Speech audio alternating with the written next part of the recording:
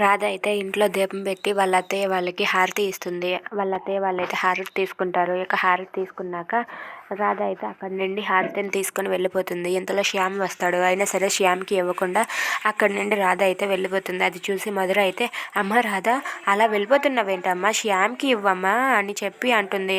అయినా సరే శ్యామ్కి హారతి ఇవ్వకుండా రాధ అయితే అక్కడి నుండి వెళ్ళిపోతుంది. అది చూసి మధుర అయితే, ఏంటి ఈ అమ్మాయి ఎలా తయారైంది, శ్యామ్కి హారతి ఇమ్మంటే అలా మౌనంగా వెళ్ళిపోతుంది ఏంటి అని చెప్పి మధుర అయితే అనుకుంటుంది. ఇక రాధ అయితే బయటికి వెళ్ళి అలిగి బయట అలా మౌనంగా నిలబడుతుంది. ఇంతలో శ్యామ్ అక్కడికి వెళ్ళి రాధ అని చెప్పి పిలుస్తాడు. అయినా సరే రాధ పలకదు.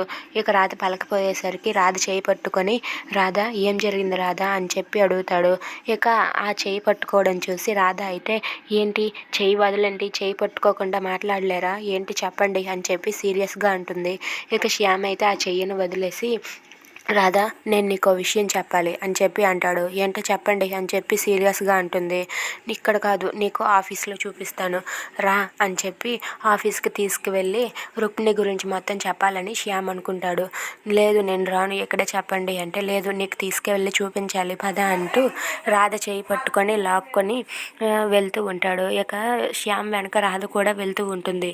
ఇక శ్యామ్ అయితే రాధకి రుక్మిణి గురించి నిజం చెప్పేస్తాడు. నిజం చెప్పేస్తే రాధ ఏం చేస్తుంది, వాళ్ళ అక్క రుక్మిణి గురించి, వాళ్ళ అక్క అని రాధ అయితే శ్యామ్కి చెప్తుందా, అసలు ఏం జరగబోతుంది రేపటి ఎపిసోడ్లో తెలుసుకుందాం. If you like this video please like, share and subscribe. Thanks for watching.